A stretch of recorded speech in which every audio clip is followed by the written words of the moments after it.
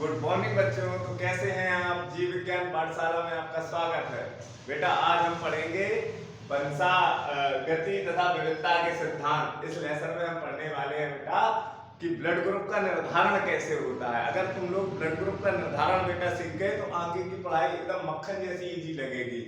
Blood group का निर्धारण बेटा सबसे पहले ये समझो बेटा कि ब्लड ग्रुप कितने प्रकार के होते हैं। तो ब्लड ग्रुप हमने तुम्हें पिछली कक्षा में भी पढ़ा चुके हैं बेटा, और ब्लड ग्रुप का टेस्ट भी करा चुके हैं। ब्लड ग्रुप के टेस्ट के द्वारा हमने तुम लोगों को समझाया था बेटा कि ब्लड ग्रुप 4 प्रकार के होते हैं। कितने प्रकार के होते हैं बेटा? 4 प्रकार के। पहला ब्लड ग्रुप कौन सा है?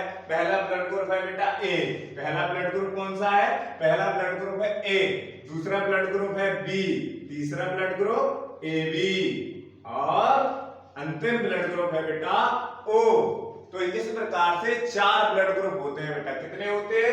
4 ब्लड ग्रुप। और वंशागति में जब भी अपन वंशागति पढ़ते हैं बेटा, तो वंशागति में इन चारों ब्लड ग्रुप के बेटा जीनोटाइप होते हैं। क्या होते हैं? इन चारों ब्लड के जीनोटाइप होते हैं। ये जीनोटाइप के माध्यम से ये ब्लड ग्रुप क्या होते हैं बेटा? एक जनरेशन से दूसरे जनरेशन में ट्रांसफर होते हैं। और अगली जनरेशन का क्या होता है? अगली जनरेशन में ये जाके ब्लड ग्रुप उस जनरेशन का निर्धारण करते हैं कि अगली जनरेशन में कौन सा ब्लड ग्रुप होगा। जैसे सपोज ये जीनोटाइप क्या होते हैं, तो जीनोटाइप अभी हम लिख के बता रहे हैं बेटा। जीनोटाइप अभी लिख के बता रहे हैं। जैसे ए ब्लड ग्रुप है बेटा, तो ए ब्लड ग्रुप के जीन को हमेशा आई से प्रदर्शित करते हैं। किससे प्रदर्शित करते हैं बेटा? कैपिटल आई से प्रदर्शित करते हैं। Capital I A blood group का एक जीन्स है बेटा। किसका जीन्स है? ब्लड ग्रुप के जीन्स को आई से प्रदर्शित करते हैं। बहुत सी बुकों में कुछ बुकों में बेटा इसे कैपिटल एल से प्रदर्शित किया गया है। इस ब्लड ग्रुप के जीन्स को किससे प्रदर्शित किया गया है? कैपिटल एल से। लेकिन ज्यादातर बुकों में आई से प्रदर्शित किया गया है। तो अभी इस ब्लड ग्रुप के जीन्स को अपन किससे प्रदर्शित करेंगे? आई से प्रदर्शित करेंगे। और ये जो आई होता है बेटा, ये हमेशा क्या होता है? जीनोटाइप जो भी होता है बेटा, वो हमेशा पेयर में होते हैं। कैसे होते हैं बेटा? जोड़े में होते हैं। जैसे अगर ए ब्लड ग्रुप है तो बेटा इसके 2 जीनोटाइप होते हैं। कितने जीनोटाइप होते हैं? 2। पहला जीनोटाइप होता है बेटा आई ए। ये इसका प्रभावी जीनोटाइप है। किसका प्रभावी जीनोटाइप है? ए ब्लड ग्रुप का। क्या प्रभावी जीनोटाइप है? आई ए। ठीक है ना? इससे समझ में आता है कि ये प्रभावी ब्लड ग्रुप का जीनोटाइप है। और इसी की अपेक्षा एक इसका अप्रभावी जीनोटाइप भी होता है। ए ब्लड ग्रुप का एक अप्रभावी जीनोटाइप भी है। कौन सा? आई ओ। ये इसका अप्रभावी जीनोटाइप है। ए ब्लड ग्रुप का ये अप्रभावी जीनोटाइप है। अब देखो बेटा, जिस प्रकार ए ब्लड ग्रुप के 2 जीनोटाइप होते हैं बेटा, उसी प्रकार से बी ब्लड ग्रुप के भी 2 जीनोटाइप होते हैं। एक उसमें प्रभावी होता है, एक अप्रभावी होता है। यानी एक प्रभावी जीनोटाइप अपन ले लेंगे, एक अप्रभावी जीनोटाइप ले लेंगे। देख लेंगे अभी कैसे।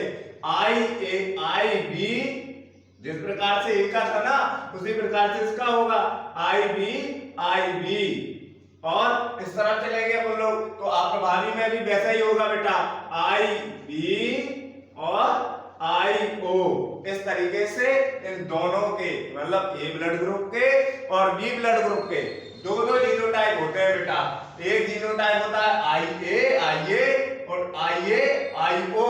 ये इसके प्रभावी आई ए प्रभावी जीनोटाइप हो गया ए ब्लड ग्रुप का, और आई ओ हो गया अप्रभावी जीनोटाइप। किसका? ए ब्लड ग्रुप का। ठीक है? उसी तरीके से हम बी का समझते हैं। बी का क्या है? आई बी ये इसका प्रभावी जीनोटाइप हो गया बेटा, और ये आई ओ ये इसका क्या है? अप्रभावी जीनोटाइप है। क्लियर? अब इसके आगे चलते हैं। ए बी है बेटा, इसका एक ही जीनोटाइप होता है। क्या? आई ए व आई बी।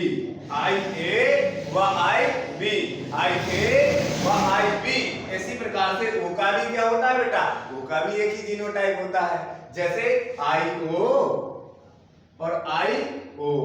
क्लियर? इस प्रकार से ये जीनोटाइप पूरे के पूरे ब्लड ग्रुप का क्या करते हैं, निर्धारण करते हैं। इन्हीं जीनोटाइप के माध्यम से बेटा ब्लड ग्रुप एक पीढ़ी से दूसरी पीढ़ी में ट्रांसफर होता है, ठीक है ना। अब इसके आधार पे हम आपको प्रश्न सॉल्व कराएंगे अगले वीडियो में, ठीक है ना।